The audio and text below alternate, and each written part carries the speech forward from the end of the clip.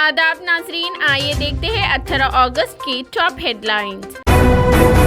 Inter साल अव्वल दाखिलों की आखिरी तारीख में 31 अगस्त तक तोसी। रियासत के जूनियर कॉलेज के साल अव्वल में दाखिलों की आखिरी तारीख में फिर तोसी की गई है। इंटर बोर्ड से जारी शेड्यूल के मुताबिक इंटर फर्स्ट ईयर में दाखिलों का अमल 16 अगस्त को खत्म हो गया, ताहम उसमें 31 अगस्त तक तोसी की गई है। इंटर बोर्ड ने अपने अहकामात में बताया कि खानगी कॉलेजेस में ताखीर से दाखिला लेने वालों को 750 रुपए ताखीर फीस यानी फाइन अदा करनी होगी, जबकि सरकारी और सरकारी इदारों के कॉलेजेस में दाखिलों के लिए कोई ताखीर फीस वसूल नहीं की जाएगी। अभी तक जिन तलबा ने दाखिला नहीं लिया है उन्हें इस सहूलत से इस्तेफादा करने का मशवरा दिया गया।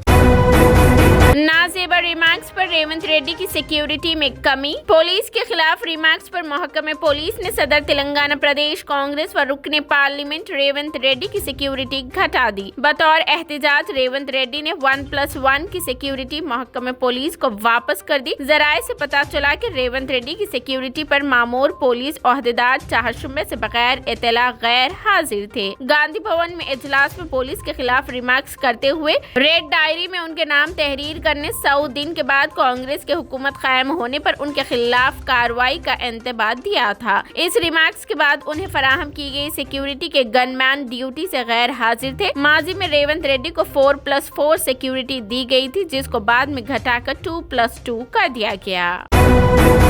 बीआरएस 90 असेंबली हलकों पर कामयाबी हासिल कर लेगी, केसीआर का दावा। बीआरएस सरबराह व चीफ मिनिस्टर केसीआर वरंगल से इंतखाबी मुहिम शुरू करने का फैसला कर चुके हैं। 10 लाख अफराद की शिरकत के साथ बड़ा जलसा मुनाकिद करने की तैयारियां कर रहे हैं और 90 असेंबली हलकों पर कामयाबी हासिल करके रियासत में मुसलसिल तीसरी मर्तबा इख्तिदार हासिल करने का दावा पेश कर रहे हैं। चीफ मिनिस्टर ने जारिया साल के आखिर होने वाले असेंबली इंतखाबात पर सारी तवज्जो मरकूज कर दी है। एक तरफ फलाही स्कीमात का ऐलान करके समाज के तमाम तबकात की ताईद हासिल करने की कोशिश कर रहे हैं, तो दूसरी तरफ अपोजिशन को शिकस्त देने तमाम सियासी हरबे इस्तेमाल कर रहे हैं। 16 अक्टूबर को वरंगल में 10 लाख अफराद का जलसा मुनाकिद करके इंतखाबी मुहिम का आगाज करने का फैसला कर चुके हैं।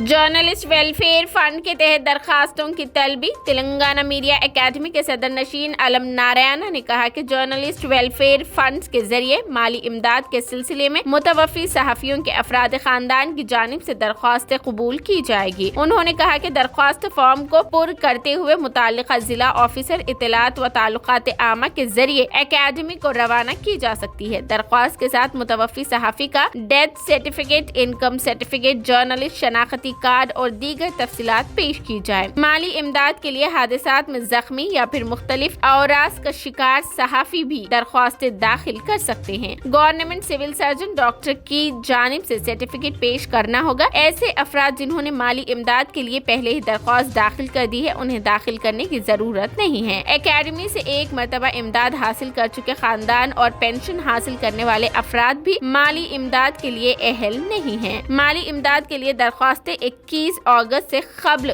सेक्रेटरी तेलंगाना मीडिया एकेडमी समाचार भवन मासाफ टैंक के दफ्तर में दाखिल की जा सकती है। जर्नलिस्ट वेलफेयर फंड के लिए कमेटी दरखास्तों का जायजा लेगी। मजीद तफसीलात मोबाइल नंबर 7702526489 से हासिल की जा सकती है।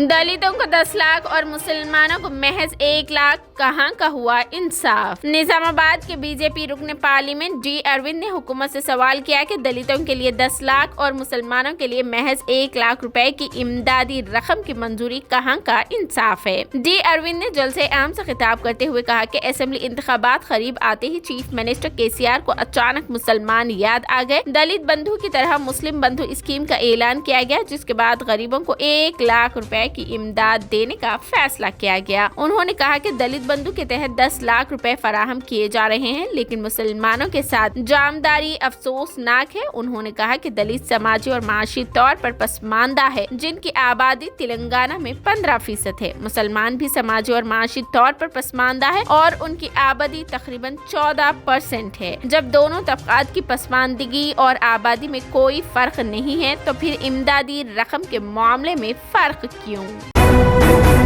تلنگانہ میں نئے راشن کارڈ سے متعلق وزیر سول سپلائر جی کملاکر کا اہم بیان۔ سوشل میڈیا پر ان دنوں تلنگانہ میں نئے راشن کارڈ جاری کرنے کے تعلق سے بعض جھوٹی خبریں پھیلائی جا رہی ہیں۔ ان اطلاعات کے درمیان حکومت کی جانب سے ایک اہم بیان سامنے آیا ہے۔ تلنگانہ کے وزیر سول سپلائر گنگولا کملاکر نے کہا ہے کہ نئے راشن کارڈ جاری کرنے سے متعلق غلط خبروں پر عوام بھروسہ نہ کرے۔ انہوں نے کہا کہ سوشل میڈیا کے علاوہ بعض افراد کی جانب سے راشن کارڈ کی اجرائی کے عمل سے متعلق افواہیں پھیلائی جا رہی ہے جن میں کوئی صداقت نہیں ہے۔ انہوں نے کہا کہ بعض افراد یہ جھوٹا پروپیگنڈا کر رہے ہیں کہ نئے راشن کارڈز کی اجرائی کا عمل شروع ہو چکا ہے، لیکن یہ سچ نہیں ہے۔ ریاستی وزیر نے عوام سے خواہش کی ہے کہ وہ اس طرح کی خبروں پر بھروسہ نہ کریں اور انہوں نے عوام کو بھی مشورہ دیا ہے کہ وہ گمراہ کن خبریں پھیلانے سے گریز کریں۔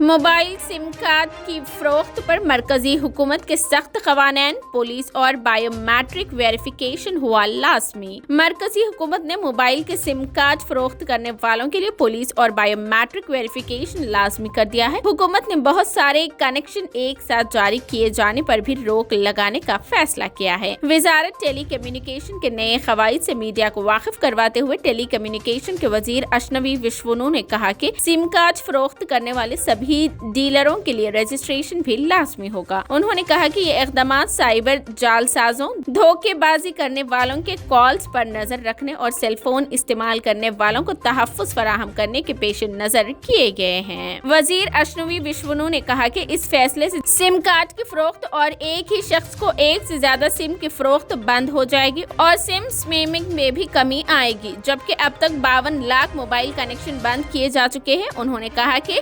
66,000 ڈیلرز کو بلیک لسٹ کیا گیا ہے۔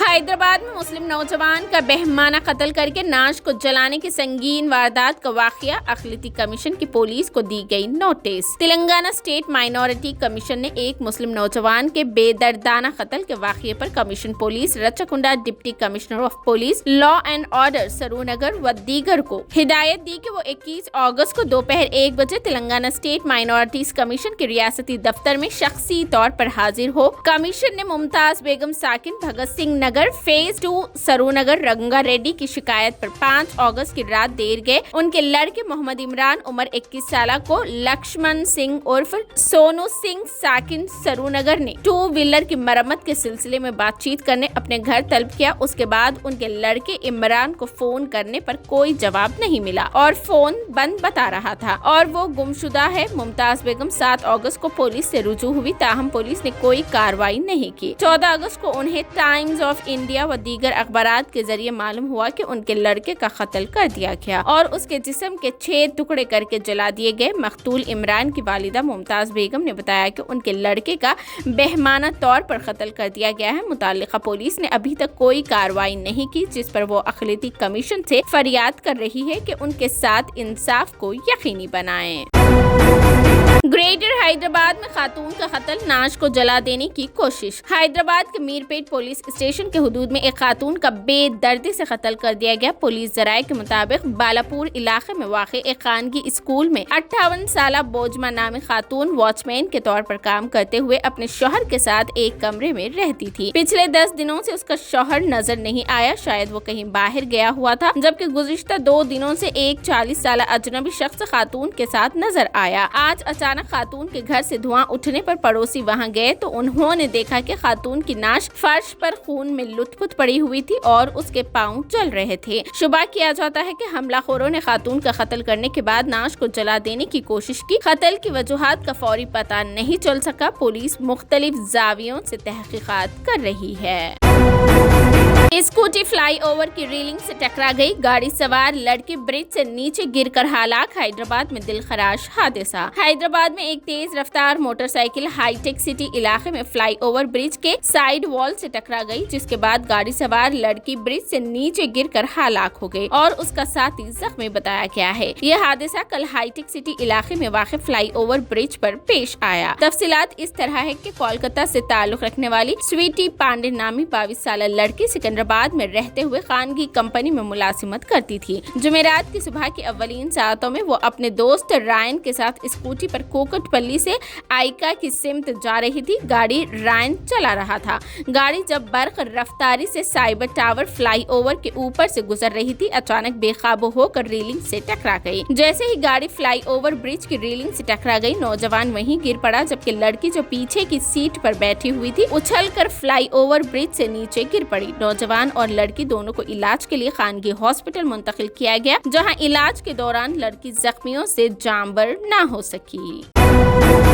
मजदूरी देकर लोगों से भीख मंगवाने का पर्दाफाश, हैदराबाद में 23 भिखारी हुए गिरफ्तार। हैदराबाद में टास्क फोर्स पुलिस ने रजाकाराना तंजीम के साथ मिलकर लोगों से भीख मंगवाने वाले शख्स और उसके लिए भीख मांगने वालों को पकड़ लिया है। इस तरह से पुलिस ने बेगिंग रैकेट को बेनकाब किया है। पुलिस ने कल हैदराबाद के Jubilee Hills check post over KBR park के पास 23 भीख मांगने वालों को पकड़ लिया। पकड़े जाने वालों में भीख मांगने के काम पर लगाने वाला बेगिंग माफिया अनिल पवार भी शामिल है। तहकीकात के दौरान पुलिस को पता चला कि अनिल मुख्तलिफ मकामात से बूढ़ों, बेवा खवातीन, माजूरों और बच्चों को लाकर उनसे शहर के सिग्नल्स पर भीख मंगवाया करता था। अनिल पवार रोजाना उनसे 4.5 तक 6,000 रुपए वसूल करता, जबकि हर एक को मजदूरी के तौर पर रोजाना 200 रुपए दिए जाते। हैदराबाद में गदागरी के खिलाफ मुहिम के तौर पर ये कार्रवाई अंजाम दी है, जिसमें पता चला कि भीख मांगने वालों का भी एक माफिया है। यहाँ ये जिक्र बेजाना होगा कि इस तरह के लोगों की हरकतों की तरफ से हकीकी तौर पर जरूरतमंद अफराद जो भीख मांगते हैं उन्हें मुश्किलात का सामना करना पड़ता है और लोग इन जरूरतमंदों को भी शक की नजर से देखते हैं।